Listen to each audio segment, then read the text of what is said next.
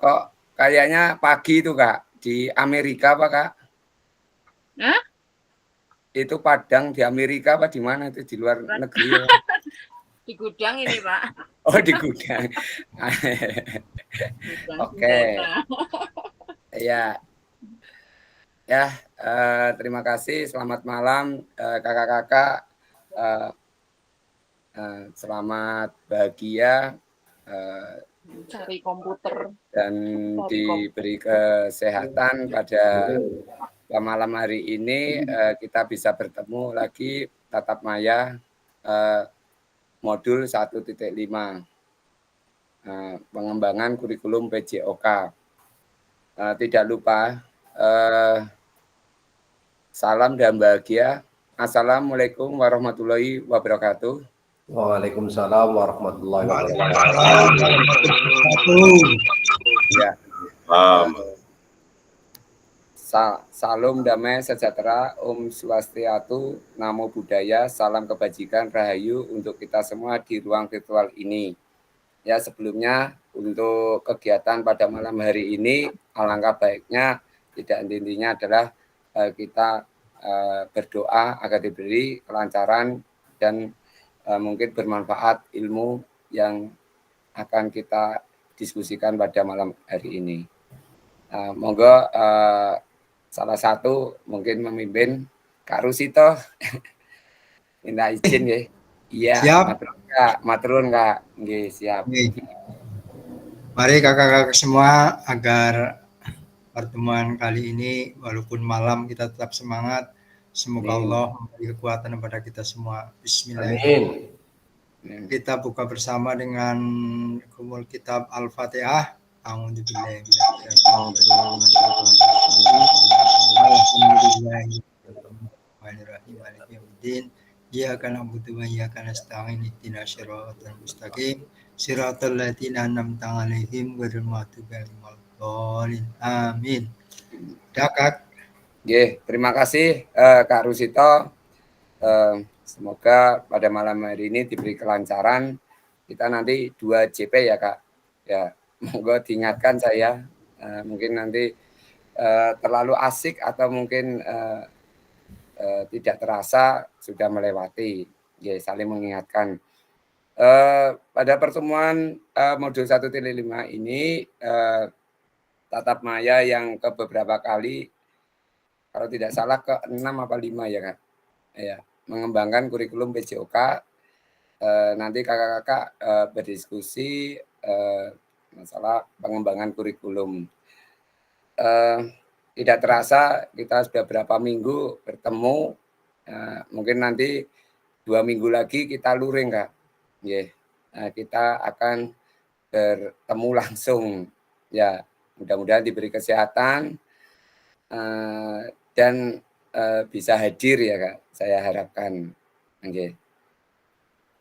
Yang berikutnya tidak intinya ini kesepakatan bersama yaitu menyalakan kamera, mematikan mikrofon, hadir seutuhnya, menghargai waktu bersama, memaksimalkan fitur chat, klik listen head, raise head sebelum bertanya, gangguan teknik adalah hal wajar.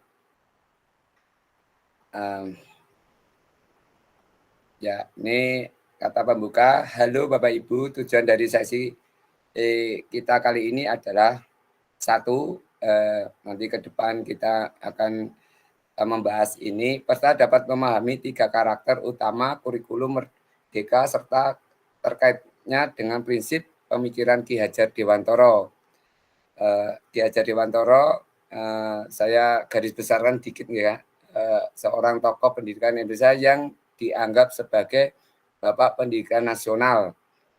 Ia memiliki visi yang kuat tentang pentingnya pendidikan bagi bangsa Indonesia dan berusaha keras untuk meningkatkan taraf pendidikan di Indonesia pada zamannya. Beliau Ki Hajar menggarisbawahi bahwa maksud pendidikan adalah menuntun segala kodrat yang ada pada anak-anak agar mereka dapat mencapai keselamatan dan kebahagiaan yang setinggi-tingginya baik sebagai manusia maupun sebagai anggota masyarakat. Oleh sebab itu, pendidik itu hanya dapat menuntun tubuh atau hidupnya kekuatan kodratnya ada pada anak agar dapat memperbaiki lakukan bukan dasar hidup dan tumbuh kekuatan kodrat anak. Ya seperti itu ya. Ki Hajar Dewantara sudah punya pemikiran pada zamannya, Kak. Pada waktu itu zaman penjajahan, dan ternyata pemikiran beliau Ki Hajar Dewantara sampai sekarang dimunculkan lagi. Ternyata zaman sekarang juga bisa kita jalani atau lakukan, yaitu pendidikan bertujuan untuk anak ya. Nah, di sini ada 3 karakteristik utama. Apa itu? 3 karakteristik utama kurikulum merdeka dan manfaat. Fokus 1, fokus pada materi esensial, berpusat pada muatan yang paling diperlukan untuk mengembangkan kompetensi dan karakter peserta didik agar pendidik memiliki waktu yang memadai untuk melakukan pembelajaran yang mendalam dan bermakna. 2, mengembangkan kompetensi dan karakter. Pengembangan kompetensi sosial, emosi, moral peserta didik, baik dengan pengelolaan waktu khusus maupun cara terintegrasi dengan proses pembelajaran. Yang terakhir, 3, fleksibilitas pembelajaran. Kurikulum dapat disesuaikan dengan kebutuhan pengembangan kompetensi peserta didik, karakter satuan pendidik, dan konteks lingkungan sosial budaya setempat. Nah, ini menarik yang ketiga, Kak. Berarti nanti kurikulum itu bisa berbeda dengan mungkin di Jatilawang, di Cilongo, di Purwokerto Barat, Gumelar, nanti bisa berbeda-beda untuk CP atau mungkin RPP-nya, Kak. Karena disesuaikan dengan kebutuhan. Nah, kalau mungkin saya di perkotaan banyak lalu lintas kendaraan, kebisingan, lapangan kurang memadai, beda dengan kakak-kakak yang di Gumelar. Banyak tempat-tempat yang bisa digunakan untuk berolahraga. Cilongo juga saya lihat ke sana juga fasilitas hampir di desa, fasilitas lapangan bagus-bagus, Kak. Daerah-daerah selatan atau barat, hampir saya kan sering bertugas wasit dulu di sana. Kalau sekarang hanya memantau, karena saya di bagian administrasi, sekretaris Askap, jadi hanya memantau, memberi izin gitu. Jadi saya lihat fasilitas mungkin bisa digunakan untuk kakak-kakak. Poli juga kemarin juga bagus, daerah-daerah sana, Gumelar dan lain-lain, itu juga termasuk fasilitas-fasilitas yang bisa digunakan untuk mengajar. Ya, jadi itu nanti akan berbeda sekali dengan di perkotaan yang saya rasakan. Saya harus ke alun-alun, ke parkir Rita Supermall, ke halaman parkiran penduduk hanya seberapa, karena di halaman sekolah saya tidak memenuhi atau mungkin mengganggu kegiatan teman-teman yang belajar di kelas. Seperti itu ya, Kak. Ini hanya pengalaman dikit. Yang berikutnya, yang kedua, pertama mampu memahami pengembangan kurikulum PJOK. Nah, mungkin kakak-kakak garis besarnya kurikulum apa, Kak? Monggo bisa garis besarnya kurikulum, Kak. Kurikulum adalah monggo. Ya, Kak. Sinten iki? Kak Widi apa, Kak? Siapa ini yang jawab? Nggih. Saya mencoba menjawab, nggih, Kak Fasil. Mungkin. Oke. Sepengetahuan saya, kurikulum adalah seperangkat rencana dan pengaturan mengenai tujuan, isi, dan bahan pelajaran, serta cara yang digunakan sebagai pedoman penyelenggaraan kegiatan pembelajaran untuk mencapai tujuan pendidikan tertentu. Mungkin itu Siap, jawaban Kak. saya. Siap, Kak. Lengkap sekali, Kak. Jawabannya, Kak. Ya, kurikulum adalah seperangkat rencana dan pengaturan mengenai tujuan. Ya, kita tujuannya untuk apa? Isi dan bahan pelajaran serta cara yang digunakan sebagai pedoman. Ya, untuk pedoman kalau di agama-agama itu pedomannya adalah Al-Quran, mungkin kitab-kitab yang lain, Injil, Taurat ya. Tapi kalau di sini adalah kita kurikulum, Kak. Ya, kalau di penyelenggaraan kegiatan pembelajaran untuk mencapai tujuan pendidikan tertentu. Mungkin kakak-kakak mungkin ada yang bertanya, kenapa kurikulum sering berganti-ganti? Atau mungkin kurikulum saya belum memahami, ini sudah ganti lagi. Ya, mungkin ada perlu ditanyakan itu atau gimana? Atau mungkin sudah punya jawaban sendiri. Kita diskusi kenapa kurikulum kok sering berganti-ganti, Kak. Monggo ada salah satu pengalaman aja, Kak. Kita nggak usah teoritis, apa maksudnya mendalam, kita pengalaman kita. Kenapa kurikulum berganti-ganti? Ya, Kak Kamsu. Monggo, Kak Kamsu. Ya. Oke, mencoba menjawab, walaupun ini jawabannya juga mungkin belum tentu tepat, tapi ini hanya jawaban dari diri saya sendiri. Siap, Kak. Kalau ini mungkin hubungannya dengan politik, saya seperti itu. Kenapa kurikulum berganti-ganti?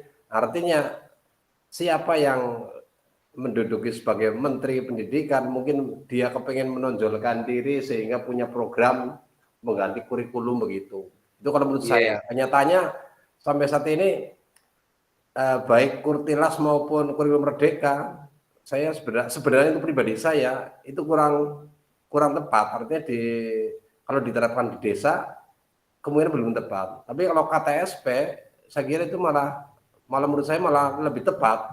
Tepat ya. Gitu. Terima kasih.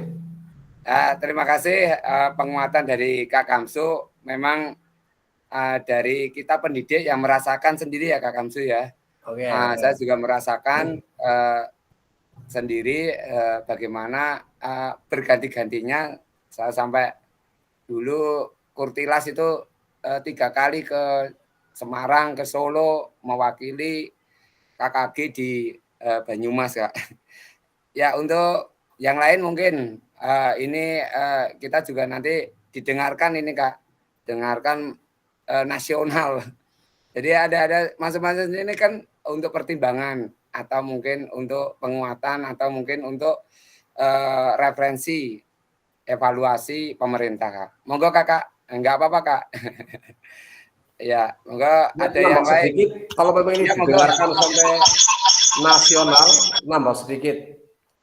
Kalau bisa dikembalikan sistem pendidikan kita ke yang semula, artinya yang kelas 6, terutama yang kelas 6 yang SD ini, tetap diadakan ujian nasional saja. Sehingga tidak ada pembuatan nilai-nilai kemampuan siswa yang berdasarkan hanya apa istilahnya merata-rata atau mengatur nilai yang ada supaya nanti kedepannya bisa diterima di jenjang pendidikan berikutnya. Itu fakta sekarang yang menjadi kendala kenapa anak belum bisa baca atau belum nulis kadang-kadang harus dinaikkan begitu. Padahal ini sangat-sangat berkendala di tingkatan berikutnya. Mohon itu kalau memang ini dengar sampai tingkat nasional dikembalikan sistem ini ke semula saja. Begitu, terima kasih. Siap Kak Kamsu. Memang ada kelemahan dan kelebihan. Mungkin yang dirasakan Kak Kamsu mungkin enaknya kurikulum yang sebelumnya ya Kak. Sebelumnya yaitu kurikulum Kurtilas di mana kelas 6 ada ujian. Mungkin yang lain Kak kita sharing aja Kak. Kita kan sebagai pelaku Kak. Iya kan, ini bagaimana kurikulum ke depannya. Pemerintahnya akan berganti. Monggo Kak Widi. Ya, Pak Kak, Kak ya, Fasil. Fasil, Kak iya. Fasil mohon izin. Siap Kak. Ya, sebelumnya nyun sewu, kakak-kakak semuanya saya pakai 2 item, yang satu laptop, satu handphone karena trouble ini. Tapi alhamdulillah apa-apa, sudah Kak. bisa tercover. Nah, sebenarnya kita sedikit flashback dulu terkait perubahan kurikulum. Yang perlu kita ketahui berapa sih perubahan yang sudah kita lakukan di pemerintahan Indonesia. Sepengetahuan saya kayaknya kita sudah merubah CBSA. ada kurikulum 1947, ya kurikulum 68, kurikulum Iya, 84 dan kurikulum 24.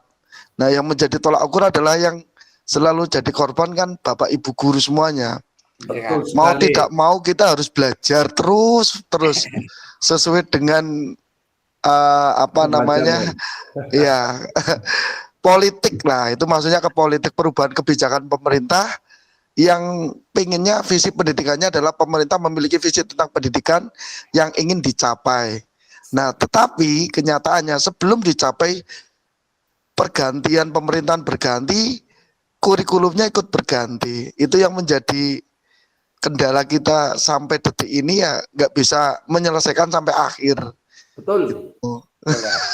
Ya, sebenarnya apa ya, tujuan dari perubahan kurikulum itu bagus. Yang pertama adalah terkait perkembangan ilmu pengetahuan dan teknologi. Terus kemudian kebutuhan masyarakat. Terus yang tidak kalah pentingnya adalah ya evaluasi dari hasil kurikulum itu sendiri. Ini yang tentu menjadi PR kita bersama. Apakah kita akan selalu mengikuti program pemerintah atau mungkin dari teman-teman kita yang bisa mewakili di pusat, bisa aspirasi kita bisa lebih didengar oleh ya pemerintah lah, seperti itu. Gitu. Usahakan ya selesaikan dulu kurikulum sampai selesai, baru kalau sudah bagus ya ditingkatkan, seperti itu. Itu sih hanya pengalaman pribadi Kak. Matur suwun. Ya. Terima kasih. Memang yang disampaikan ini saya senang Kak, menarik Kak, karena kita bukan hanya jari-jari ya Kak, atau mungkin dengar-dengar. Kita yang mengalami sendiri ya Kak ya. Kita yang mengalami, kita yang menjalankan. Karena kita sebagai pendidik sering setiap ada pergantian pemerintah berganti kurikulum. Apakah bagaimana itu mungkin jawabannya nanti kita akan simpulkan Kak.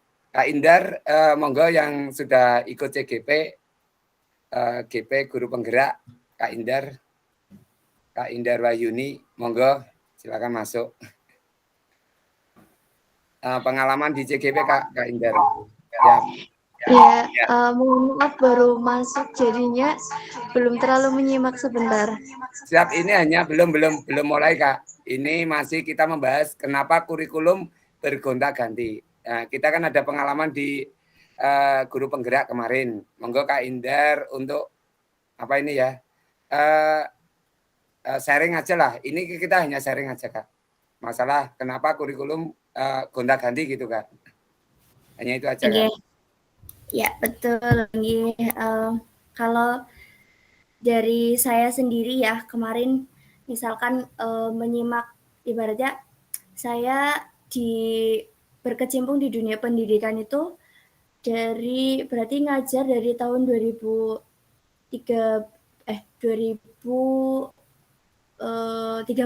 nggih. 2013. Berarti saat itu kan kurikulumnya masih pas saya masuk belum terlalu memahami sih ya. Pokoknya saya ingatnya dari KTSP, kemudian langsung berganti kayaknya jadi kurikulum ini ya, yang Merdeka seperti ya, KOSP kemudian KSP. Nah, kalau kemarin pengalaman dari Guru Penggerak itu, kenapa sih kurikulum itu berganti ya? Karena menyesuaikan dari perkembangan zaman, kemudian perkembangan dari peserta didik juga ya. Jadi kalau dulu kita dari zaman dahulu, ibaratnya dari zaman kolonial, itu kurikulum ibaratnya guru itu sebagai senternya ya, sebagai pusat pendidikannya. Ilmu ibaratnya ditransfer dari guru seperti itu ya. Kemudian siswa hanya ibaratnya menyimak seperti itu ya. Sumber belajar itu seperti masih terbatas ya, hanya ibaratnya guru nomor satu ya. Jadi kayak satu arah lah ya. Nah, kalau di zaman sekarang ketika diterapkan seperti itu, apakah masih relevan seperti itu?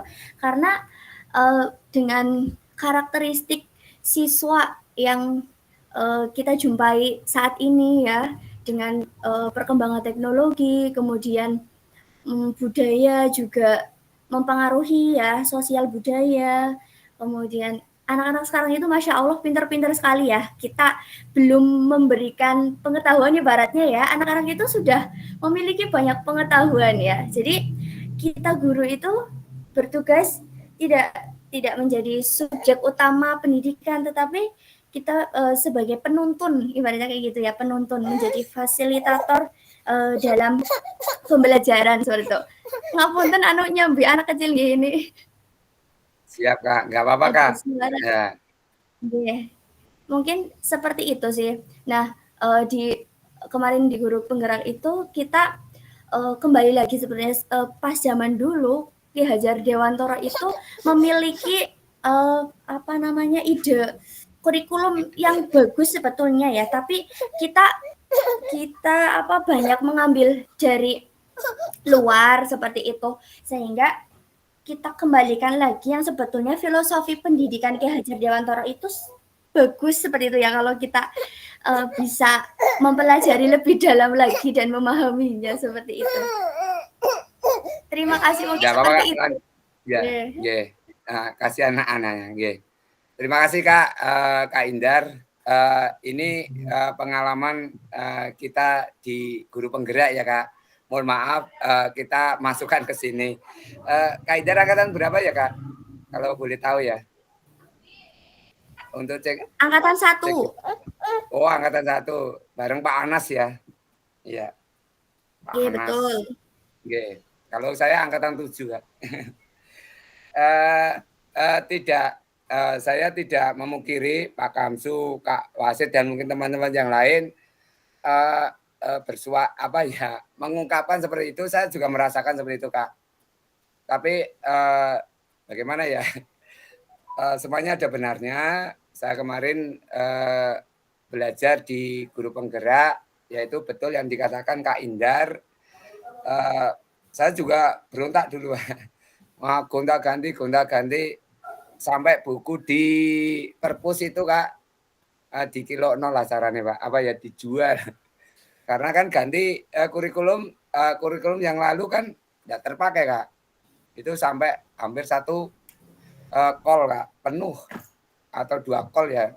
Nah itu Kak, karena mengganti kurikulum.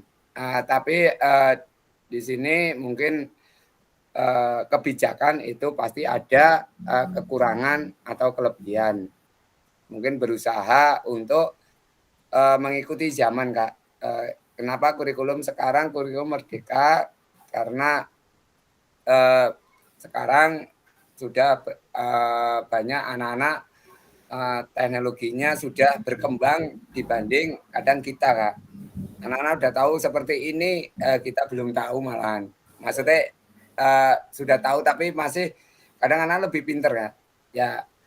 Jadi perkembangan itu mengikuti zaman, akan tetapi setelah ditelusuri Ki Hajar Dewantara beliau dari zamannya dulu sudah menerapkan ini Kak.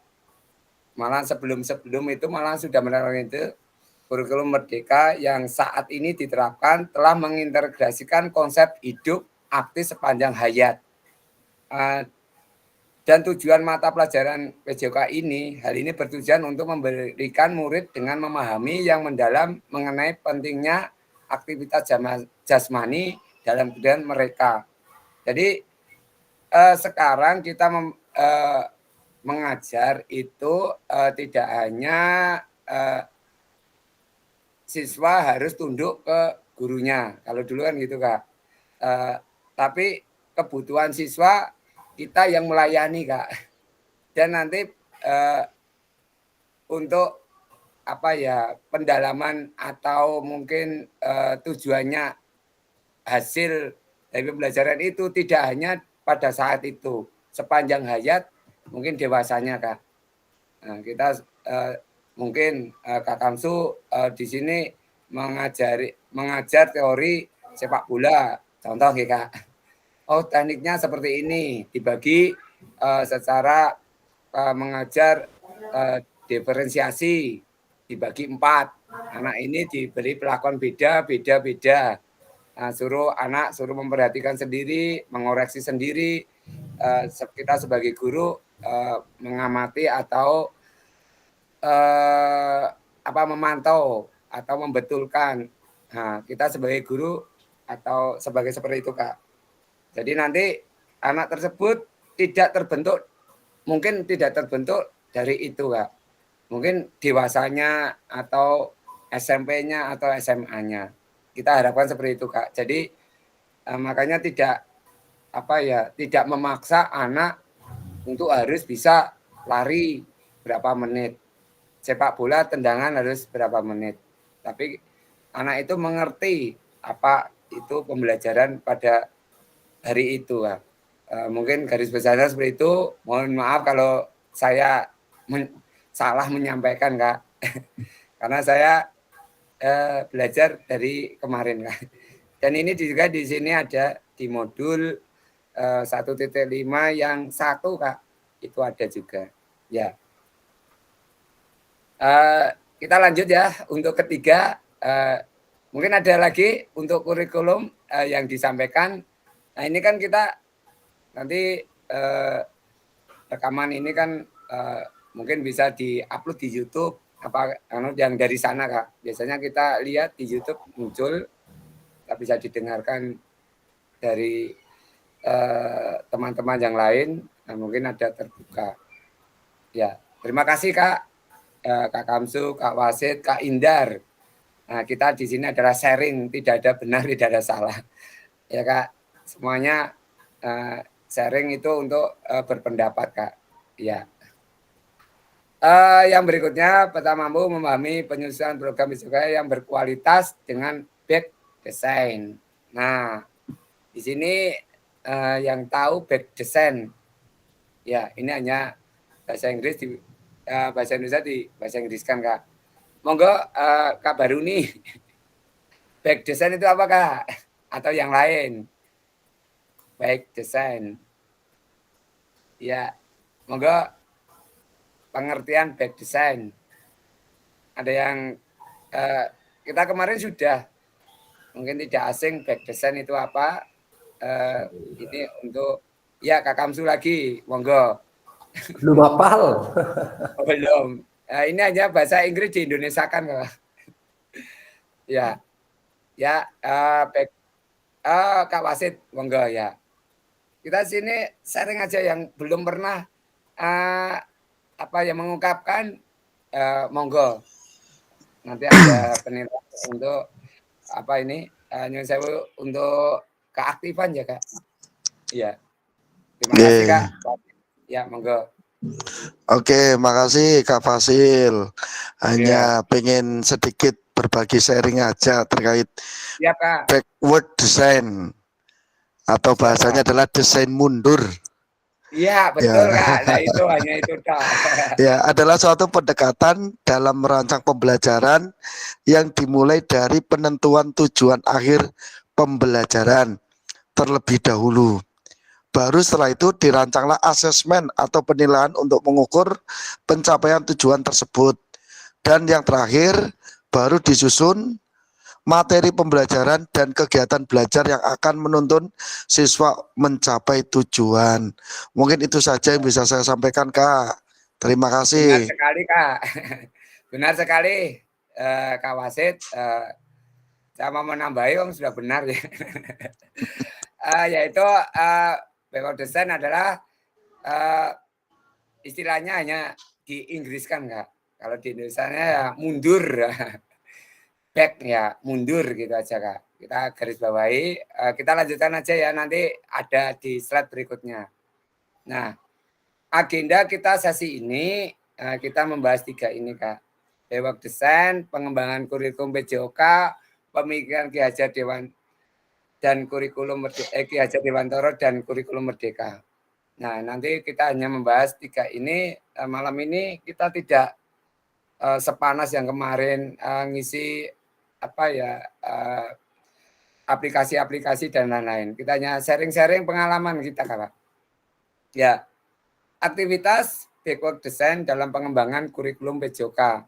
Ya, barangkali banyak antara kita yang belum familiar dengan istilah backward design, meskipun istilah ini sudah lama berkembang dalam studi organisasi dalam pendidikan Indonesia. Backward design baru secara umum digunakan beberapa tahun belakangan ini, khusus melalui pengembangan kurikulum Merdeka. Dalam konteks pembelajaran Bapak dan Ibu, backward design adalah suatu pendekatan dalam merancang, tadi yang diungkapkan Kak Wasid, ya saya ulang kembali, pembelajaran instruksional yang dilibatkan perencanaan proses pembelajaran yang dimulai dan mengungkapkan pencapaian yang diharapkan dan kemudian merancang langkah-langkah yang diperlukan untuk mencapai pencapaian tersebut secara mundur ke belakang.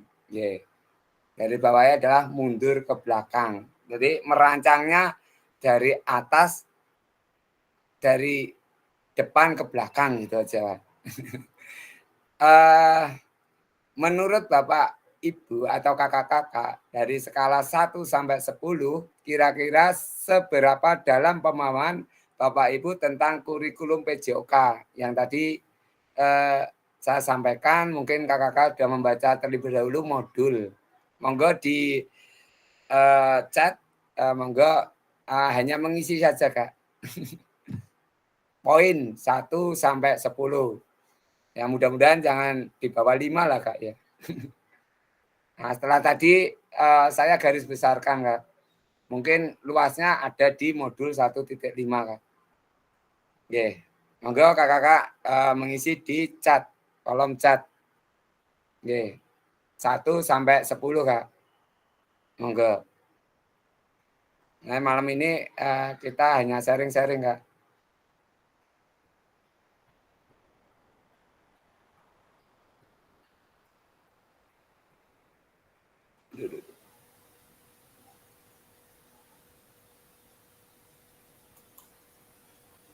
Monggo Kak mengisi 1 sampai 10 saat angka 6 atau 7 atau 8 atau 9 atau mungkin 10. Monggo baru 2, 7, 5, 6. Monggo yang lain saya tunggu untuk mengisi di kolom chat. Ya 7 ya pemahaman bebas. Tadi sedikit saya garis besarkan tentang kurikulum dan PJOK. Kurikulum nanti beda dengan kurikulum PJOK. Ya masih banyak 6. Kalau 6 baik, 7 ya amat baik. Itu baiklah. Siap. Bebas kok Kak. Ini kita hanya ngisi dok. Ya terima kasih kakak-kakak di rata-rata 6 dan 7. Berarti kalau di rata-rata 6,5 ya Kak. Dijumlah dibagi 14 berarti 6,5. Berarti baik kakak-kakak, tadi saya pancing tidak ada yang 5 ke bawah. Karena mungkin di yang lain ada 4, ada 5. Saya khawatir nanti kalau ada 3 berarti sama sekali masa kita sudah melakukan kurikulum atau mungkin mengajar sama sekali nggak tahu kan mungkin kurang bagus lah ya kan. Terima kasih kakak-kakak. Di sini kita belajar bersama. Memang apa itu kurikulum tadi sudah disampaikan di depan, yaitu adalah pegangan kita ya untuk melakukan suatu pembelajaran ya. Tadi kalau kita di agama kan pegangannya adalah kitab-kitab ya Kak. Kalau di sini adalah kurikulum PJOK. Tadi udah, nanti saya sudah punya CP yang terbaru ya Kak. CP yang terbaru di situ nanti bisa dibuat. Tadi udah tak share juga Kak, tapi masih khusus SD Kak. SMP, SMA saya mengasih contohnya Mbak salah. Saya karena guru SD, karena guru SD kan yang saya alami ya Kak. Saya ada untuk SMP, SMA, cuman saya Mbak salah gitu. Monggo nanti saling sharing yang SD, SMA, Pak Widi dan yang lain-lain untuk saling berbagi ya Kak. Ya terima kasih untuk ini pengetahuan kakak-kakak. Sudah 6,5 sudah baik Kak. Kita lanjut. Apa tujuan dari adanya pelajaran PJOK di sekolah? Nah ini Kak, silakan menjawab di chat atau mungkin ada perwakilan yang belum pernah. Kak Jindra ini biasa muncul, Kak Baruni, terus kakak-kakak yang lain. Monggo Kak Widi tadi udah. Monggo kakak-kakak yang lain yang belum.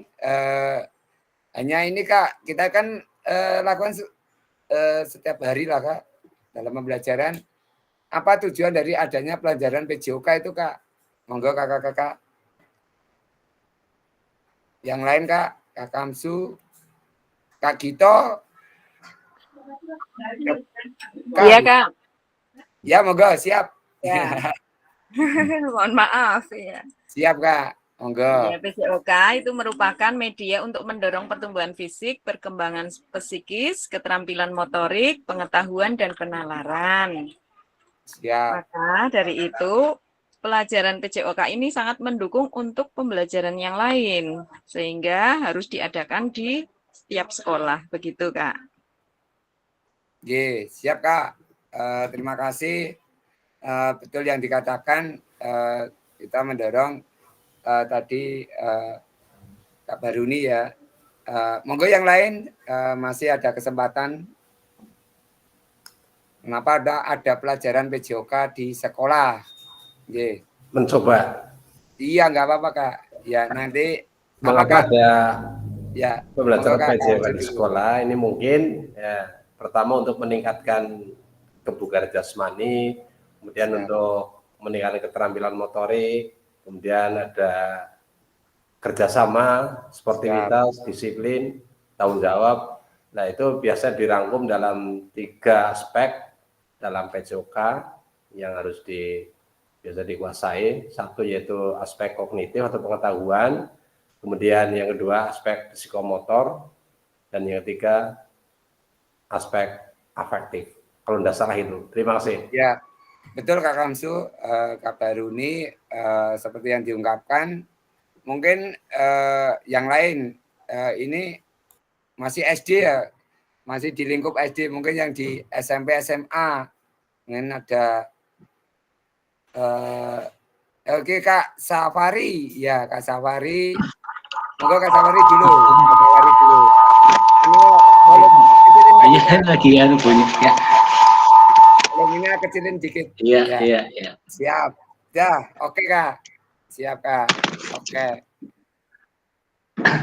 Oke ya, saya hanya menambahkan tadi pendapat yang sudah disampaikan tentang tujuan adanya pelajaran PJOK di sekolah itu untuk tujuan pendidikan jasmani pada prinsipnya adalah untuk mengembangkan secara keseluruhan melalui kegiatan jasmani, bukan hanya untuk mengembangkan fisik saja, melainkan juga untuk mengembangkan mental, sosial, emosional, intelektual, dan kesehatan secara keseluruhan. Selain itu juga anak akan memiliki pengetahuan dan keterampilan motoriknya begitu.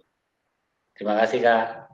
Ya, betul sekali Kak Safari, Kak Kamsu, Kak Baruni, sangat jelas sekali.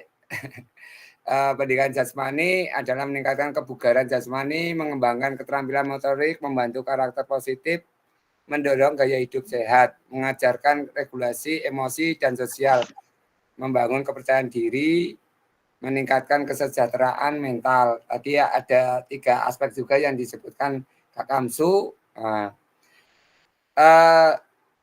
Di sini juga kemarin saya ikut PKG PJOK di Solo, ada yang mempertanyakan Kak. Nah, langsung dengarkan BPGB Jateng juga Kak.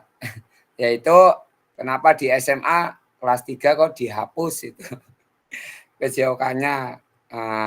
Nah, itu belum bisa menjawab maksudnya ini apa luas lah Kak. Oke. Jadi mungkin ada nggak tahu saya kayak kita kan di SD. Memang kebutuhan PJOK di sekolahan atau kita dalam mengajar sangat ditunggu-tunggu ya Kak. Ditunggu-tunggu siswa kadang diharapkan tidak bisa diganti. Maksudnya hari ini semuanya kita ada kegiatan tidak bisa mengajar, anak-anak ada yang WA ke saya, ini contoh ya Pak. Pak, besok olahraga Pak. Loh, tadi kan sudah jamnya olahraga tapi pada waktu itu tanggal merah Kak.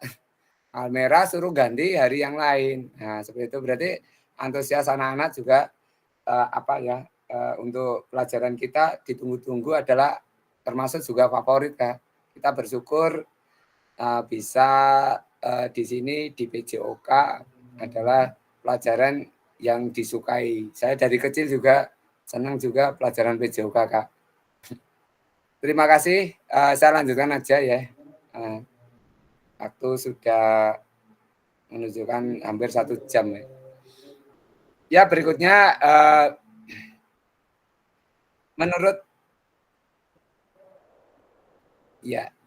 capaian pembelajaran PJOK kurikulum merdeka, pendidikan jasmani, kesehatan, olahraga PJOK bertujuan sebagai pembelajaran bagi peserta didik dalam 1. Mengembangkan, menerapkan, dan mengevaluasi keterampilan konsep strategi gerak yang akan menjadi disposisi untuk berpartisipasi dalam berbagai aktivitas jasmani dengan penuh kepercayaan diri, kompetensi, kreativitas.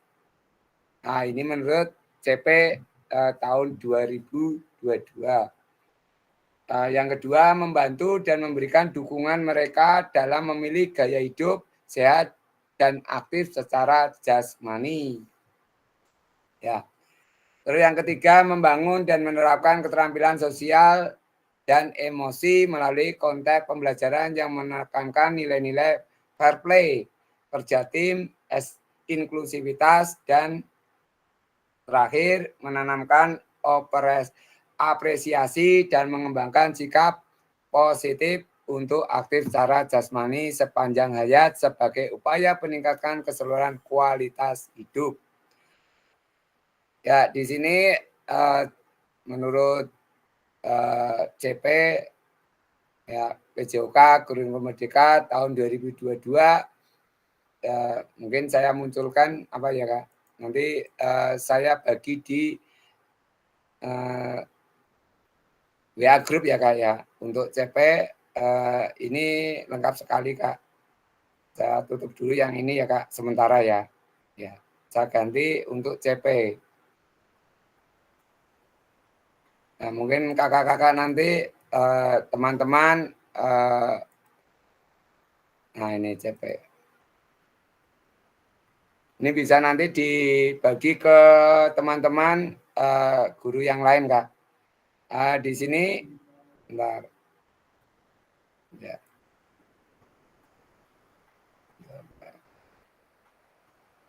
Nah. Siap. Ya. Di sini salinan ya kebutuhan Kepala Badan Standar Kurikulum dan Asesmen Pendidikan, Kementerian Pendidikan, Kebudayaan, Aset, dan Teknologi nomor 032 H/KR/2024 tentang capaian pembelajaran pada pendidikan anak-anak usia dini, jenjang pendidikan dasar, jenjang pendidikan menengah, dan pada kurikulum merdeka. Lengkap ini, Kak. Nanti kakak-kakak ambil yang XX1. Berarti 21, Kak. Ada di bawah sendiri. Ini semua mata pelajaran ada, Kak. Untuk kakak-kakak cari di halaman atau sini, Kak, tak cari. Kontrol XX1.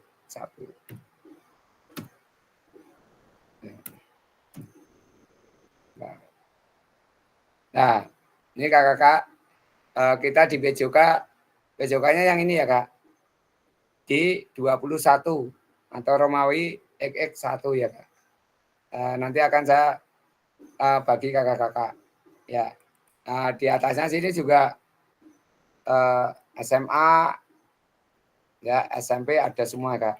Pelajaran semuanya ada. Kita nanti mengacunya CP-nya ini, Kak. Nah, nih. Nah, sini saya bacakan dikit.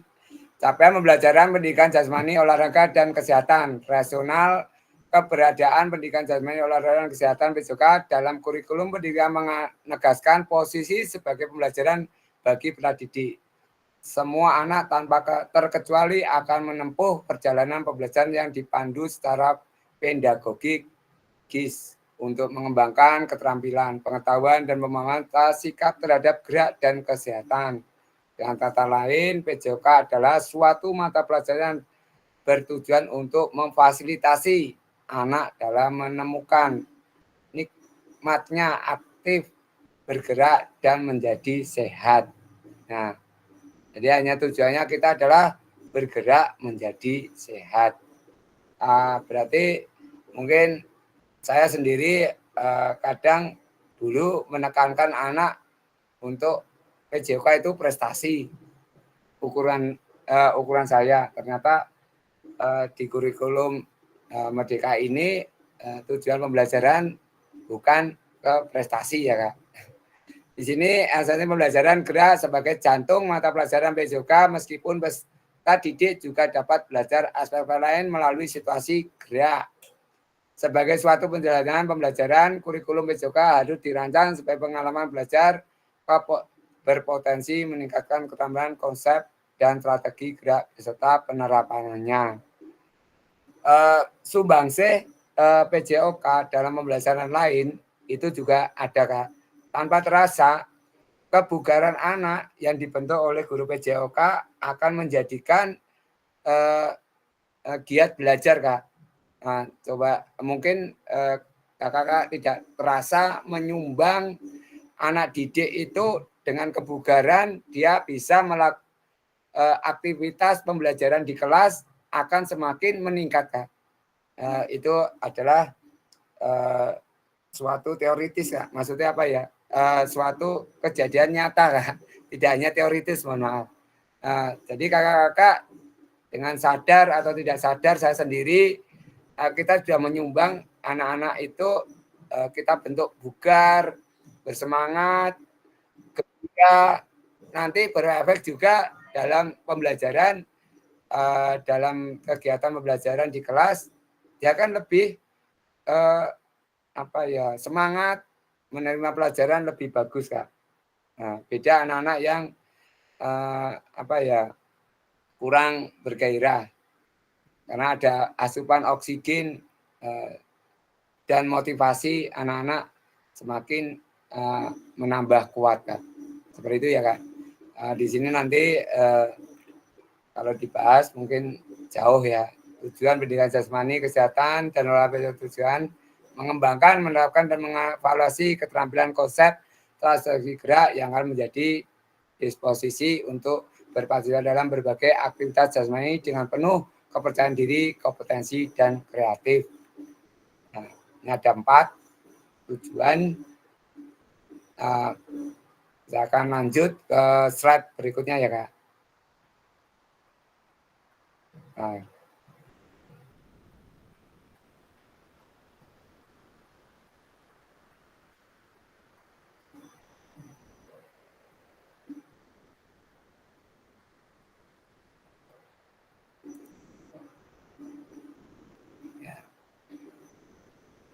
mari berdiskusi sesuai pertanyaan pada slide berikut ini.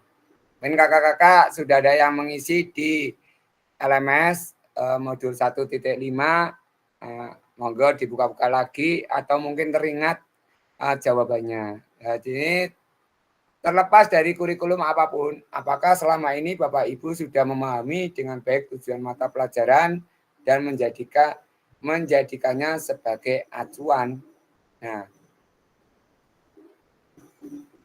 Nah, jadi terlepas dari kurikulum apapun, apakah selama ini Bapak Ibu sudah memahami dengan baik tujuan mata pelajaran dan menjadikan sebagai acuan. Dalam konteks kurikulum merdeka, apakah tujuan-tujuan ini bisa tercapai? Ya. Nah, ini monggo ada yang mau Kak Baruni. Ya, monggo Kak Baruni. Kak Baruni saya kasih kesempatan. Yang belum ya tadi siapa ya? Yang Kak Rusito Wasit. Kak Wasit sudah ya, Kak Indar, Kak Cindra. Kak Indar, Kak Baruni sudah. Kak Tanti, monggo bisa dibuka-buka lagi Kak alamasnya. Kak Tantri, monggo.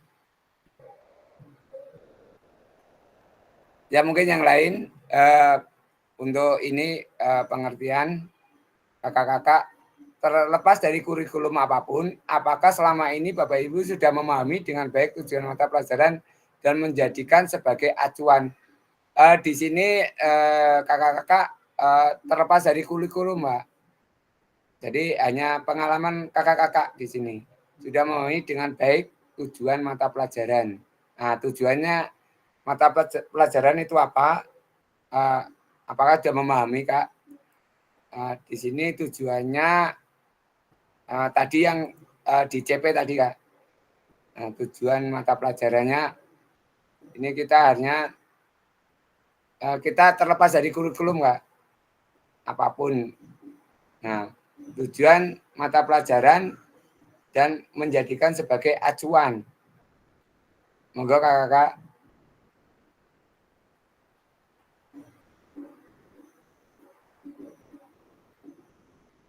Ya, ini bisa juga menjadi acuan atau tidak. Ya, udah lanjut aja ya.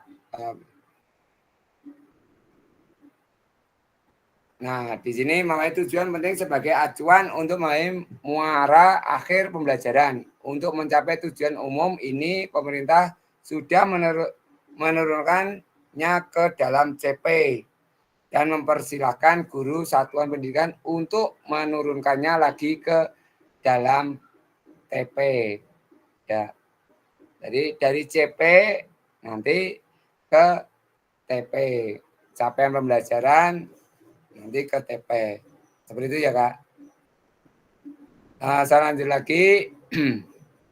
Bagaimana memastikan agar pengajaran yang kita lakukan benar-benar menyasar tujuan pembelajaran? Karena ya ini seringkali pengajar langsung fokus pada materi atau aktivitas apa yang harus dilakukan murid. Nah, ya di sini bagaimana memastikan agar pengajar yang kita lakukan benar-benar menyasar tujuan pembelajaran. Untuk memastikan pengajar mencapai tujuan pembelajaran, kita dapat melakukan beberapa langkah sederhana. Tentukan tujuan yang jelas. Berarti di sini kita menentukan tujuan yang jelas dulu, Kak. Mulailah dengan menetapkan tujuan pembelajaran yang spesifik dan terukur untuk setiap sesi. Rencana pembelajaran yang terukur membuat rencana pembelajaran yang tercakup kegiatan metode yang mendukung mencapai tujuan tersebut. Memantau kemajuan. Selama proses pengajaran, lakukan pemantauan untuk memahami pemahaman dan keterampilan siswa melalui kuis, observasi, atau diskusi. umpan balik, berikan umpan balik ini kalau sudah selesai pembelajaran.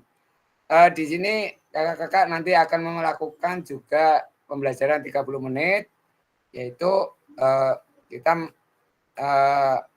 melakukan tujuan dulu Kak, yang jelas. Nah, semuanya yang saya lakukan kemarin pengalaman saya adalah roll depan atau senam lantai.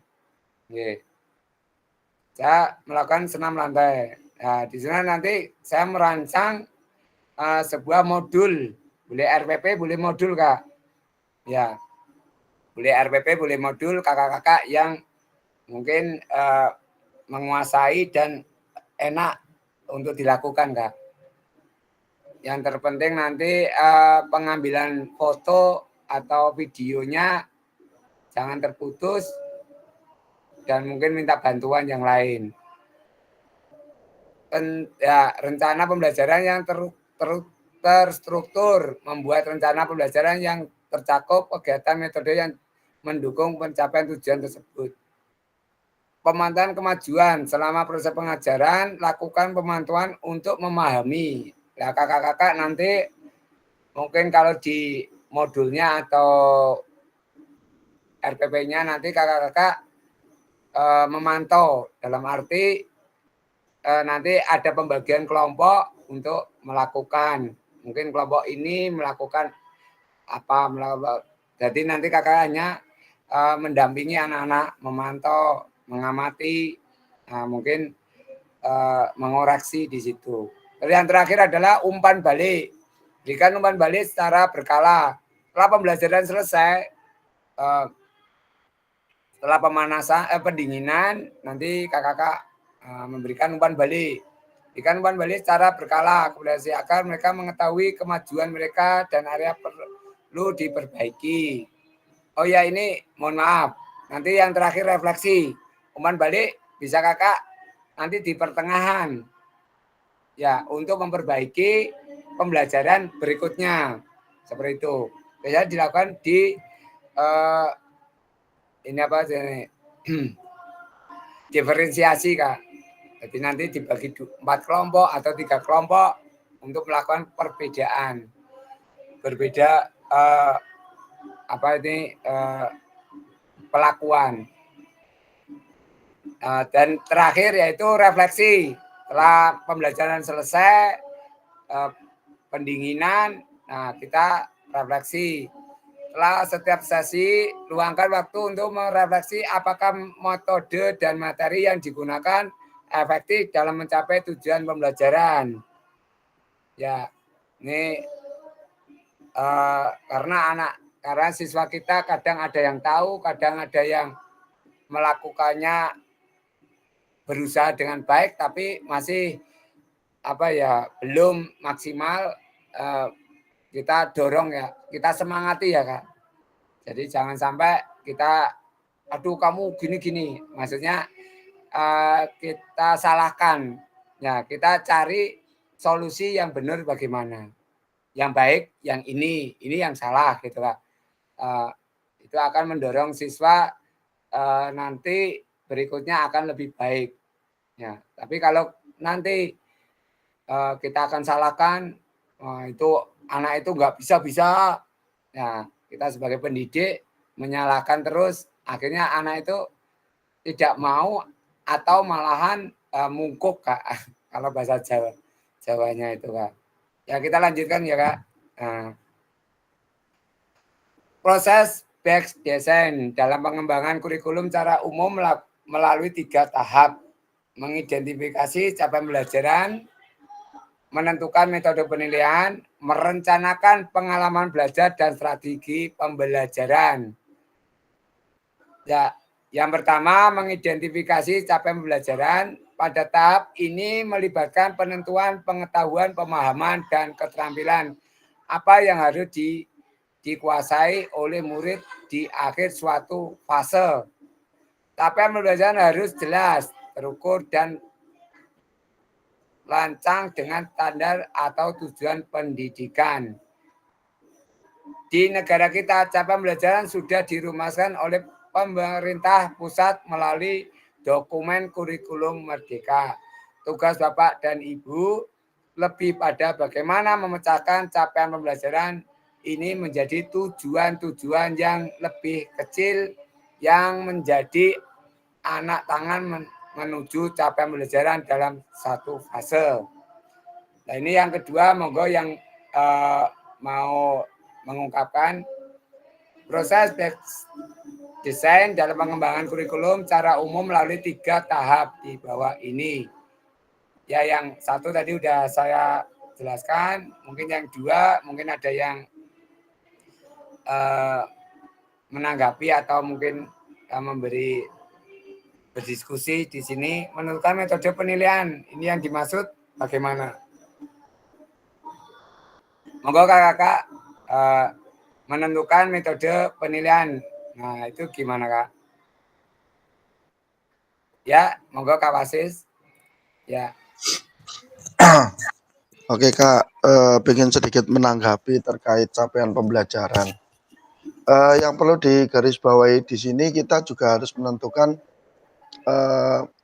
memilah-milah kemampuan didik anak kita, Pak.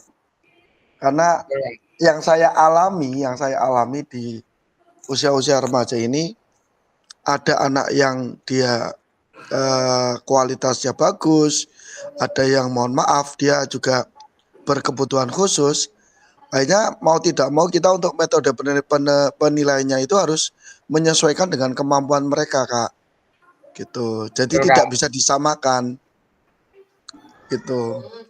Contoh seperti ini, kebetulan di tempat saya ada nih anak berkebutuhan khusus yang menggunakan kursi roda. Ya. Dalam pembelajaran roll depan misalkan. Nah, anak yang normal dia bisa melakukan roll depan dengan mudah.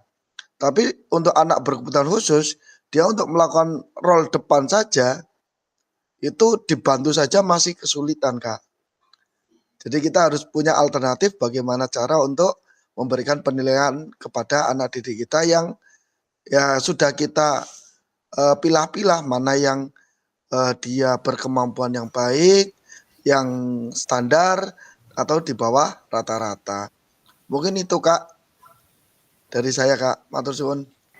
Oke, terima kasih Kak Wasit. Memang betul di dalam kita melakukan kegiatan pembelajaran pasti menemukan anak tidak merata, atau mungkin kayak di SSB atau mungkin di klub ya Kak.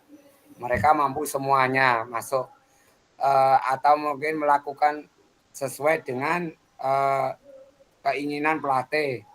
Tapi kita dalam pembelajaran beda. Di situ ada, saya juga menemukan seperti itu Kak. Seperti yang dialami Kak Asis. Mungkin yang lain untuk metode penilaian, menentukan metode, kita sharing. Monggo kakak-kakak yang lain. Kak Safari, ini Kak baru nih resen terus ya, angkat tangan terus nih. Kak baru nih nanti gak capek. Ya, gimana? Ya, Kak Wasis monggo. Kak Safari, ya monggo Kak Safari. Iya. Menentukan metode penilaian Kak. Oh iya, ini terkait dengan proses backward design tadi yang kakak jelaskan.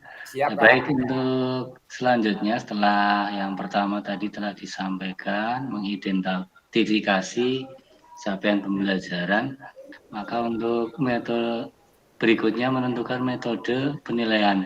Dalam hal ini kita sebagai pendidik atau guru untuk menentukan penilaian atau metode pengumpulan bukti, intinya apakah siswa-siswi kita pada saat melaksanakan pembelajaran tadi itu selanjutnya telah mencapai tujuan pembelajaran dan capaian pembelajaran atau belum. Oleh karena itu, untuk dapat memperoleh itu harus ada kesesuaian dari apa yang dilakukan dengan capaian pembelajaran dan ada indikator kecakapan peserta didik yang bisa dijadikan untuk acuan dalam penentuan penilaian begitu Kak. Terima kasih. Nambah sedikit. Monggo Kak Kamsu. Ya. Ya, kaitan dengan metode penilaian, ini kaitan dengan kita semua, yaitu tentang mata pelajaran PCOK. yang sudah yang saya laksanakan itu ada seperti yang tadi disampaikan, ada 3 aspek. Itu harus mencakup keseluruhan dalam penilaiannya, itu aspek kognitif, pengetahuannya, kemudian psikomotor, keterampilan geraknya, dan afektif. Kemudian dari kita itu harus dilaksanakan secara berkelanjutan, artinya melakukan evaluasi secara berkala untuk memantau perkembangan peserta didik. Begitu, terima kasih.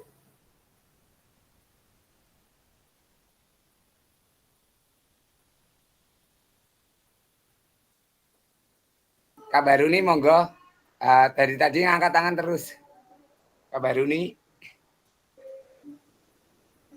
Baruni, Setio, monggo.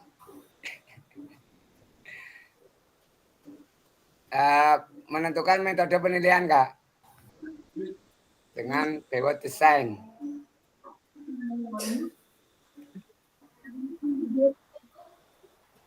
Udah dengar apa ya? Oke, ya udah oke. Terima kasih kakak, Kak Wasid, Kak Safari, Kak Kamsu. Memang betul yang disampaikan, yaitu kita dengan adanya apa tadi penilaian dengan dihubungkan dengan Bewot Design, yaitu mundur. Dan Bapak Ibu lakukan harus memiliki kelencangan dengan capaian pembelajaran dan memberikan indikator capaian murid yang dapat diandalkan. Ya, nah, seperti itu ya Kak. Untuk garis besarnya, yang sekarang merencanakan pengalaman belajar dan strategi pembelajaran. Merencanakan pengalaman belajar dan strategi pembelajaran pada tahap terakhir ini Bapak dan Ibu akan merencanakan metode pengajaran, apa yang paling sesuai, konten apa yang menjadi minat murid. Nah, ini yang dengan proses Bewot Design ini merancangnya di terakhir. Ya. Dan bagaimana aktivitas ditentukan untuk memfasilitasi keterlibatan dan pembelajaran mereka, Bapak dan kakak-kakak akan dituntut untuk memfokuskan pada rencana sekuen urutan kejadian peristiwa, menggambarkan langkah dalam menggerakkan dari sebuah tindakan instruktur yang sejalan dan logis untuk membawa mereka ke arah apa yang diharapkan. Ya, seperti itu ya Kak, untuk garis besarnya. Nah, sekarang pesan kunci. Nah, Bewot Design merupakan proses, ya di sini Bewot Design merupakan proses sistematis yang memastikan kesesuaian kurikulum dengan capaian pembelajaran yang diinginkan. Bewot Design juga pada akhirnya membantu guru menyelaraskan antara tujuan langkah pembelajaran dan penilaian. Ya, kata kunci ini. Aktivitas 2, menyusun program PJOK. Ya, serupa yang sudah kita bahas di atas tadi, kakak-kakak tidak lagi dipaksa mengenai konten apa yang harus diajarkan kepada peserta didik dalam konten kurikulum kekinian yang berbasis standar. Pemerintah pusat hanya menyediakan serangkaian standar. Ya, Permendikbud Ristek nomor 7 tahun 2022 tentang strategi isi. Melalui penetapan capaian pembelajaran yang harus dicapai oleh peserta didik untuk setiap fase. Nah, seperti itu ya Kak. Pembelajaran 3 ini disusun dengan mengacu secara mayoritas pada buku Land-Dance-Tannehill tahun 2015. Nah, di sini kurikulum berbasis standar. Manakah yang benar? Definisi di bawah ini. Nah, untuk saya bacakan dikit, nanti kakak-kakak ada di sini adalah mengisi yang benar yang mana, yang salah yang mana. Kurikulum berbasis standar suatu rencana pelajaran yang dibuat dengan mengacu pada standar-standar yang telah ditetapkan seperti standar tingkat daerah, negara, bagian, atau nasional. Kurikulum ini menitik beratkan pada pengembangan keterampilan, pengetahuan, dan sikap peserta didik sesuai dengan standar yang ditetapkan. Nah, di sini kakak, ini benar atau salah? Kurikulum merupakan seperangkat aktivitas untuk menguasai keterampilan. Monggo kakak, benar atau salah?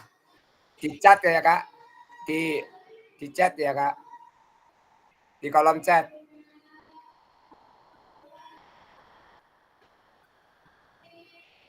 Monggo mengisi di kolom chat benar atau salah.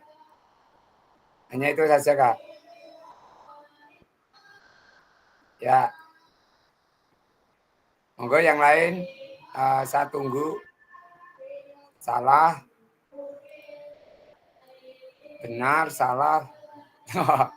Jempolnya medun. Oke. Ya yang lain masih baru 2. Yang lain mengisi semuanya. Monggo.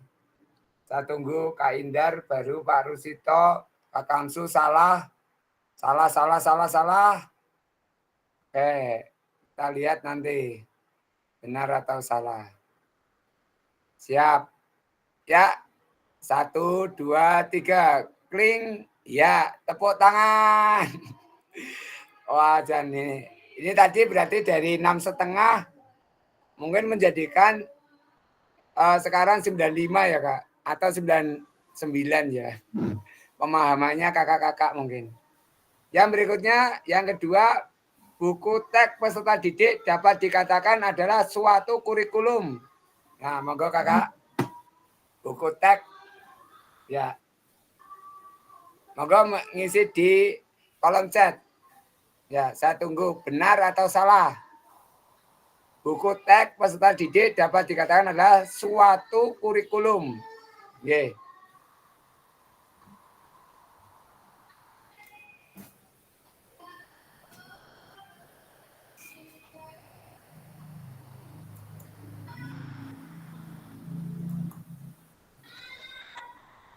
Yuk, yang kedua, soal kedua ini salah. Ada yang benar ini? Oh, salah.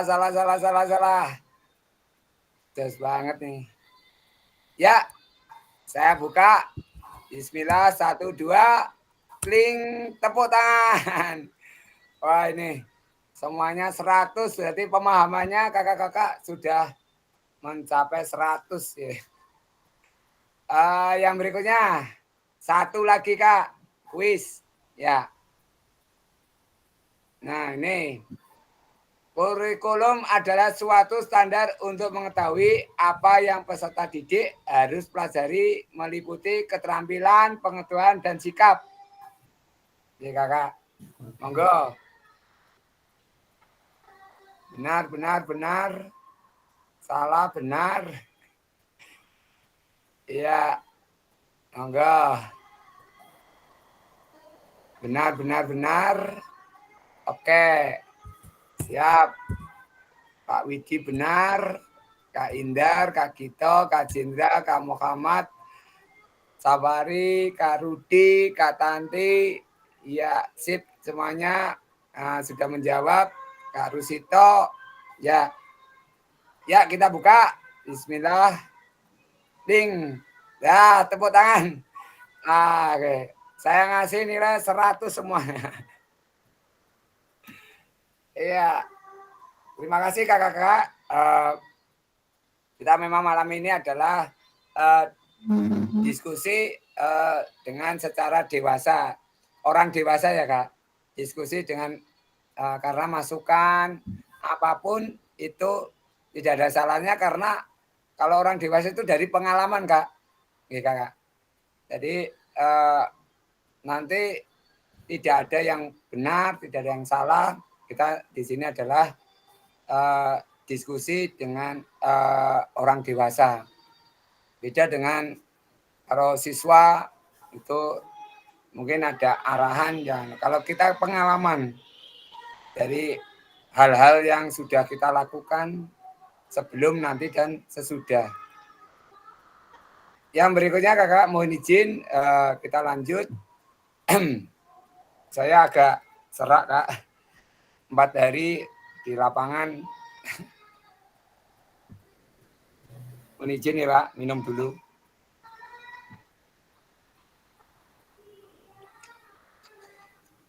Mohon izin saya lanjutkan. Ini berapa sudah kita di ujung waktu, hanya beberapa slide yang kita akan jelaskan. Komponen kurikulum pada satuan pendidikan pelaksanaan kurikulum merdeka. Struktur 1, struktur kurikulum, capaian pembelajaran dan asesmen penggunaan perangkat ajar kurikulum suatu pendidikan. Di sini komponen kurikulum satuan pendidikan dikembangkan di satuan pendidikan terdiri dari karakteristik satuan pendidikan, visi misi tujuan suatu pendidikan, pengorganisasian pembelajaran, perencanaan pembelajaran. Nah, kita lanjut.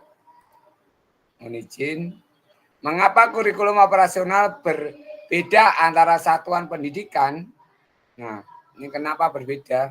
Nah, agar bermakna kurikulum operasional suatu pendidikan dikembangkan sesuai dengan konteks dan kebutuhan peserta didik dan satuan pendidiknya. Ini bisa menjadi kabar gembira Bapak dan Ibu dapat menyusun program yang relevan dengan kultur gerak di mana peserta didik ditinggal. Nah, yang berikutnya, mari berbagi cerita pada saat Bapak Ibu menyusun kurikulum. Nah, kali ini kita akan menggali lebih dalam mengenai konsep pengembangan kurikulum termasuk di dalam. Monggo kakak-kakak, Kak Gito dan lain-lain, monggo berbagi kakak-kakak menyusun kurikulum PJOK. Bagaimana Kak? Dalam menyusun kurikulum PJOK Kak. Monggo. Ada yang lain? Kak Widi, Kak Wasit, Kak Indar, monggo. Yang lain? Hanya pengalaman. Oh ini Kak siapa? Ya, Kak Wasit lagi, monggo. Terima kasih Kak. Itu ngapunten Kak, kita menyusun kurikulum PJOK atau kita membuat apa namanya? Ini terkait hanya program PJOK. Kita hanya berbagi cerita Kak. Proses kakak-kakak menyusun kurikulum PJOK di sekolahan masing-masing atau mungkin pengalaman di kakak-kakak menyusun. Bagaimana Kak? Mungkin kita ya. Ini hanya ungkapan pribadi Kak, pengalaman lah. Ya, oke. Terkait itu, terkait menyusun, yang pasti kita membuat tujuan pembelajaran. Terus berikutnya adalah konten pembelajaran, metode pembelajaran, evaluasi pembelajaran, integrasi teknologi, dan kolaborasi. Mungkin itu Kak. Oke, siap Kak. Berarti terancang ya. Ya.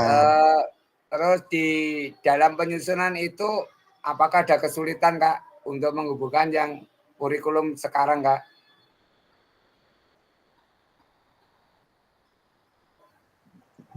Gimana Kak? Mungkin kakak-kakak ada apa ya? Mungkin kesulitan dalam membuat atau menyusun kurikulum PJOK, membuat modul atau RPP lebih enak sekarang atau sebelumnya Kak? Mungkin perbandingannya itu Kak.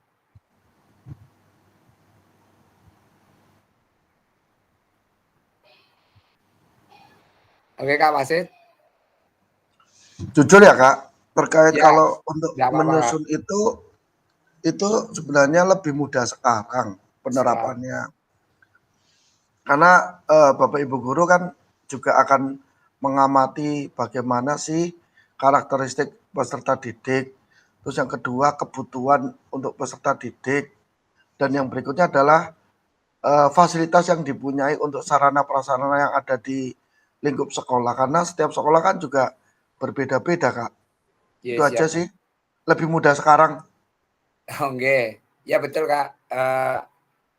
Kak Wasid menyampaikan memang pemerintah memberikan kemudahan sekarang.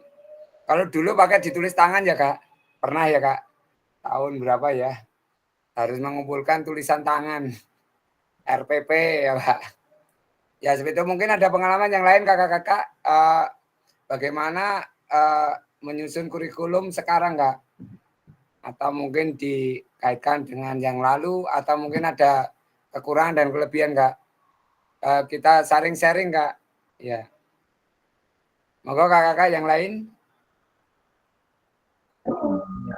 Ya, Kak Baruni. Ya, siap Kak. Terima kasih Kak. Sebelumnya mungkin ya untuk menyusun kurikulum itu kita melihat menganalisis kebutuhan. Siap. Ya, dari siswa, terus dari sekolah dan sumber daya.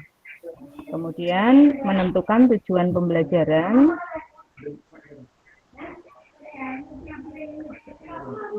Setelah itu memilih materi pembelajaran yang relevan, kemudian mendesain kegiatan pembelajaran. Terus menentukan metode penelitian, terus menyusun SOP, dan mengadakan evaluasi atau revisi begitu. Ya.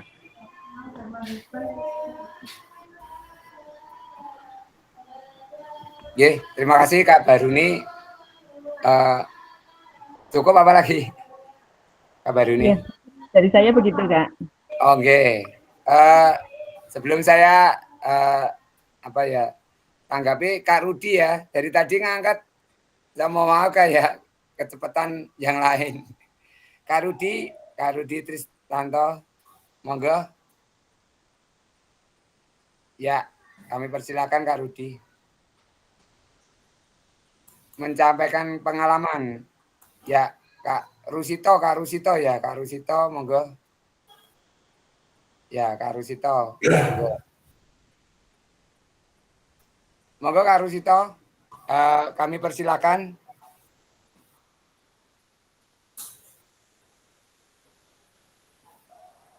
Masih tidak terdengar Kak Rusito suaranya. Ya, sekarang terdengar. Ya, terima kasih. Assalamualaikum warahmatullahi wabarakatuh, Bapak. Waalaikumsalam. Pengalaman saya, kalau saya itu adalah guru sudah tua, jadi pada saat penyusunan kurikulum itu tempat saya itu karena sendirian itu saya merasa sulit Kak. Jadi biasanya dengan secara bersama-sama yaitu KKG, PCOK, kecamatan, dan nanti diperdalam melalui gugus dalam penyusunan, karena merasa bagi saya itu rumit sejak dahulu. Tapi pada saat pembuatan RPP itu memang mudah. Tapi bagi saya untuk sekarang menyusun modul ajar itu saya sulit. Mungkin karena sekarang sudah teknologi canggih, jadi bisa copy paste sana sini memang enak. Kalau dulu memang menggambar, tapi juga asik juga gitu. Teman saya Kak, terima kasih. Assalamualaikum warahmatullahi wabarakatuh. Terima kasih Kak Rusito, Kak Baruni, dan kakak yang lain, Kak Wasid. Mungkin ada yang lain sebelum saya lanjutkan, kita hanya berdiskusi di sini atau mungkin pengalaman kakak-kakak. Ya betul, saya sudah dari 2003 ya mengajar. Kalau dulu masih pakai tulisan tangan, editan, dan lain-lain. Kalau sekarang memang lebih luas, tapi lebih mudah. Karena kita sudah disuguhi CP dan mungkin tidak berlembar-lembar kayak dulu. Dan nanti untuk pembuatan atau mungkin untuk ini tujuan pembelajaran kita bisa disesuaikan dengan kebutuhan masing-masing sekolahan seperti itu. Kita lanjut . Mohon maaf suaranya saya agak serak ya.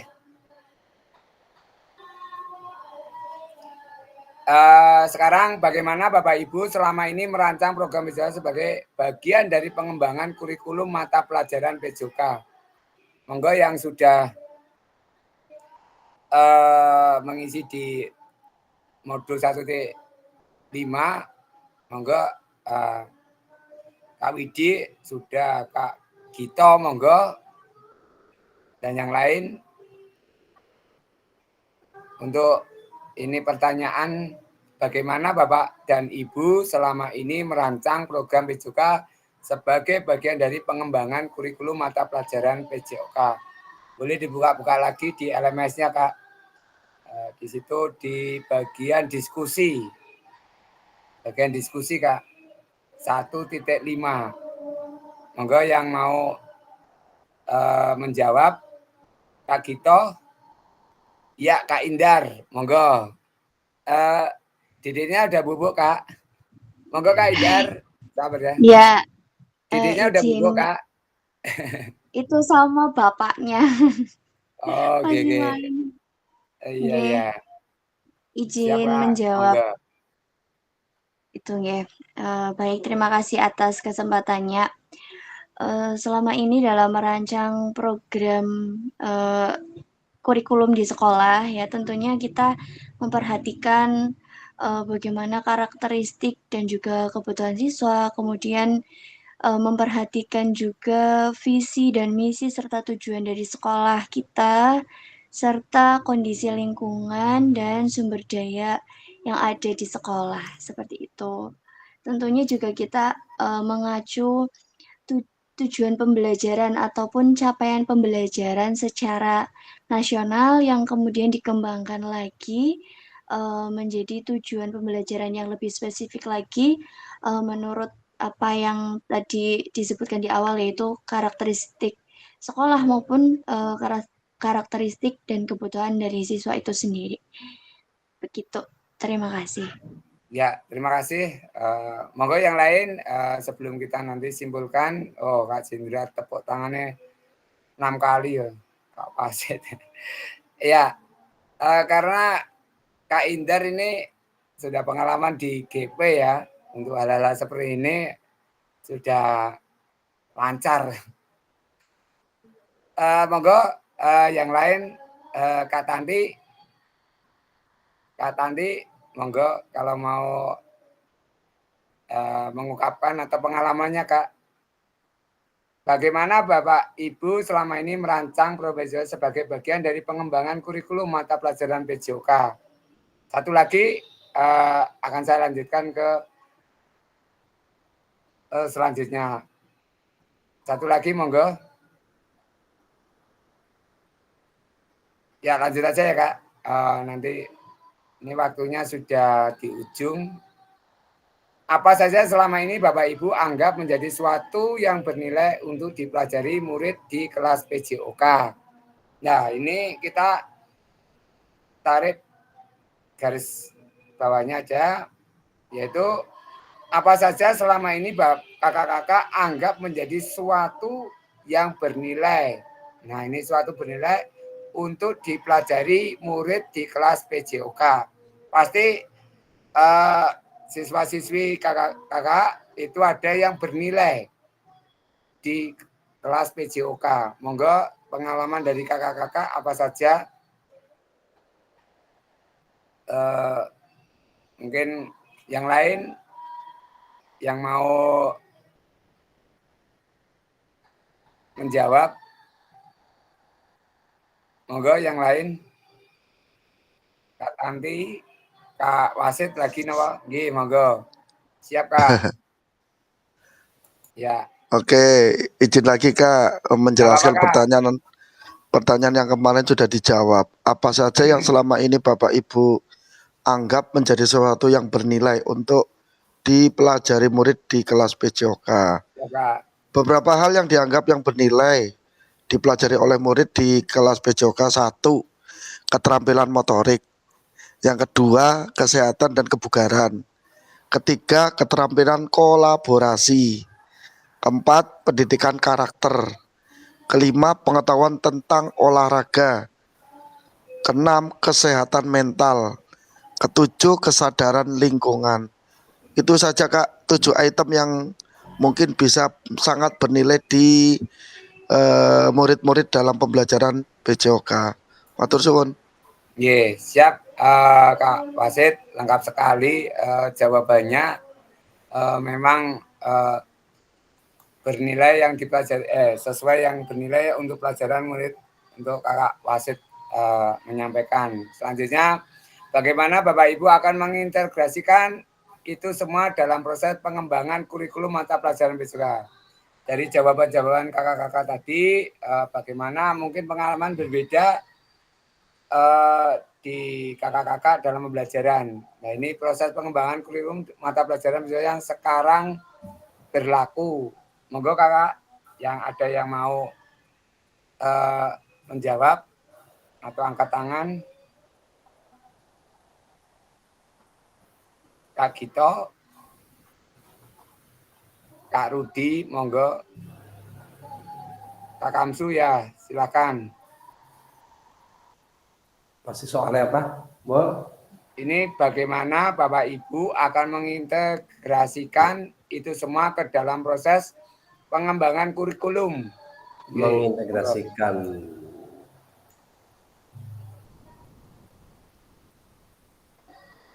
Ya mungkin menggabungkan lah. Dalam penyusunan kita harus menyesuaikan dengan apa sih dulu? KD apa ya? Kompetensi dasar yang dulu. Sekarang siapa tujuan pembelajaran apa ya? CP, ya, tujuan CP, pembelajaran. Ya. Dan memilih materi yang sesuai atau relevan yang bisa menciptakan suatu pembelajaran yang disenangi atau menarik bagi peserta didik. Mungkin begitu, ada tambahan yang lain dari yang lain, monggo. Betul sekali Kak. Tadi yang disampaikan Kak Kamsu, kita menghubungkan dengan tadi ya pembelajaran sekarang CPTP itu ya Kak. Nanti sesuai yang bernilai untuk pelajaran murid di kelas PJOK. Selanjutnya Kak, Bapak akan mengintegrasikan semua ke dalam ini tadi lagi ya, maaf ya. Ya, sekarang kita ada 6 faktor yang mempengaruhi pengembangan program PJOK. 1, kebutuhan dan karakteristik peserta didik. 2, konten masyarakat. 3, waktu. 4, alokasi jam pelajaran. Dan 5, cakupan dan tahapan. 6, teknologi. Tadi yang disampaikan Kak Wasit apa ya? Ini ya.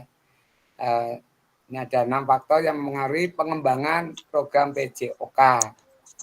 Ya, betul Kak Wasit tadi yang disampaikan ini. Yang berikutnya, aktivitas 3, karakter utama kurikulum merdeka dan artikulasi IHJ Dewan Tolo Pendidikan Nasional. Kurikulum merdeka adalah kurikulum dengan pembelajaran intrakurikuler yang menyampaikan materi esensial agar peserta didik memiliki cukup waktu untuk mendalami konsep dan menguatkan kompetensi. Guru memiliki keleluasaan untuk memilih berbagi perangkat ajar sehingga pembelajaran dapat disesuaikan dengan kebutuhan belajar dan minat peserta didik.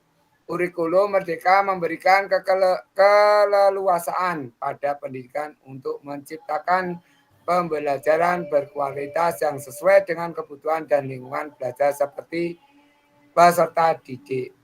Ya, selanjutnya. Menurut Bapak Ibu, kata kunci apa yang berulang kali kita telah bahas dalam mengembangkan kurikulum PJOK? Nah, ini monggo kakak tadi kata kunci dari atas sampai bawah yang sering ya kita bahas itu apa Kak? Monggo Kak, boleh langsung, boleh dicat Kak. Monggo Kak. Boleh langsung, boleh dicat. Kita tinggal 4 slide lagi, Kak. Atau mungkin ada yang mewakili yang sering kita tadi bahas, Kak. Apa, Kak? Kata kunci. Kak Indar. Terima kasih, Kak Indar. Monggo.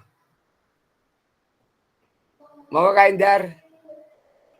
Kami persilakan. Masih tidak terdengar, Kak. Mungkin suara apa? Mic-nya, Kak.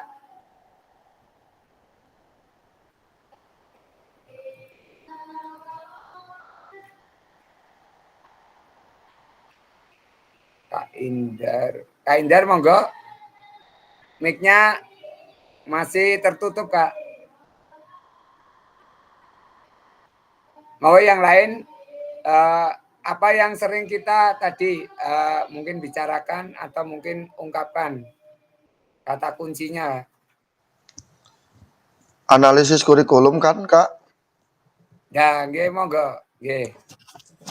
Kurikulum. Jadi ya yang lain monggo.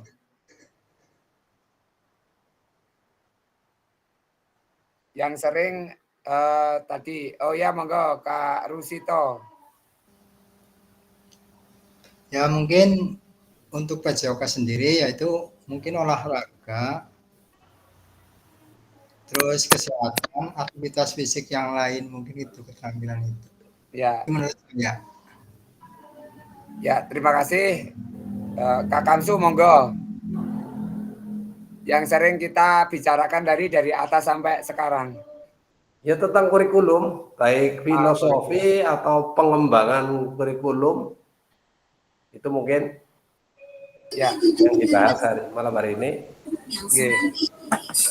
Ya Kak Sigit monggo. Siap. Tujuan kurikulum, tujuan PJOK, backward design, kalau yang tadi kita bahas sepertinya itu, Kak. Ya, semuanya benar, yaitu kita garis bawahnya adalah kurikulum atau filosofi Ki Hajar Dewantara juga benar dan lain-lain. Kita dari tadi kita membahas itu, ini hanya memperkuat ya Kak.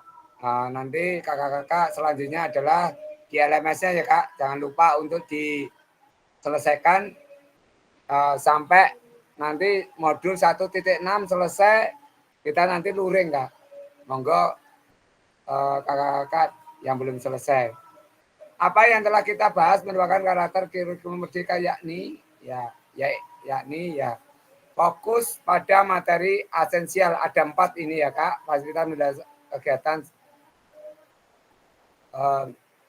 Fokus pengembangan kompetensi dan karakter, fleksibilitas pembelajaran. Maaf ada 3.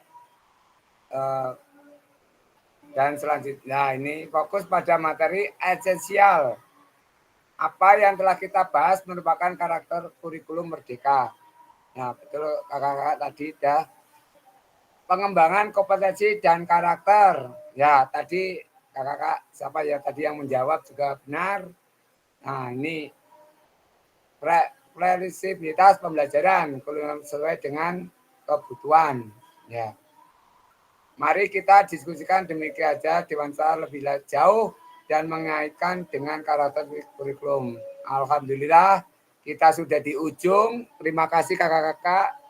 Saya akan bacakan di sini Ki Hajar menggarisbawahi bahwa maksud pendidikan adalah menuntun segala kodrat yang ada pada anak-anak agar mereka dapat mencapai keselamatan kebahagiaan yang setinggi-tingginya baik sebagai manusia maupun sebagai anggota masyarakat. Oleh sebab itu, pendidikan hanya dapat menuntun tubuh atau hidupnya kekuatan kodrat yang ada pada anak-anak agar dapat memperbaiki lakukannya, bukan dasarnya. Hidup dan tumbuhnya kekuatan kodrat anak. Ya, pada akhir sesi kita hari ini Bapak Ibu kita dapat memahami 3 karakter tadi yang ada kurikulum, ada ya. Pertama mampu memahami pengembangan kurikulum PJOK. Pertama mampu memahami penyusunan program PJOK yang berkualitas dengan background design atau mundur ya Kak. Terima kasih kakak-kakak tadi yang sudah mengisi pemahaman 6, ada yang 7. Sekarang saya anggap 100 Pak. Ya, karena bisa menjawab semuanya pertanyaan yang sudah. Terima kasih banyak. Monggo kakak-kakak sebelum foto bersama kita berdoa terlebih dahulu.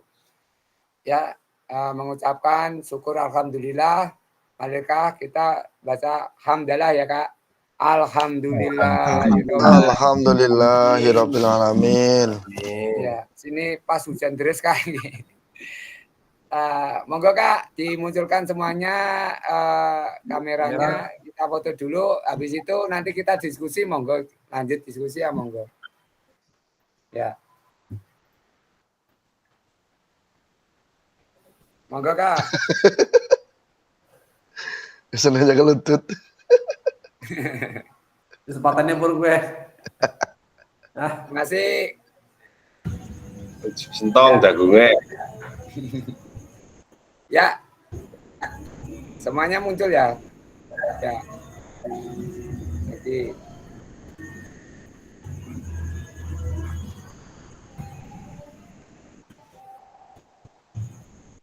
Ojo kesuwen, Ding. nggih, monggo ampun. Ya, siap. Sampun, saya akhiri. Wassalamualaikum warahmatullahi wabarakatuh. Waalaikumsalam warahmatullahi wabarakatuh. Nggih, monggo kalau mau dilanjut rekaman saya tutup. Nggih. Nah, Nah. Monggo kalau mau dilanjut diskusi mumpung ketemu semuanya ini, Pak. Indra kaosnya Indra. Ya gue kaosnya sih ngukut tangan nih per malam mingguan nih. Wis lah ya mancal ya. nih. Giring ke situ. Yuk, ya. Ini kita lagi buat tempat ini kok telone Pak anu nih. Kumpul bersama, mudik. Mantap. Kami sudah pernah sampai sini ya Pak Kamtu ya. Rebukan kaos, yuk kumpul-kumpul.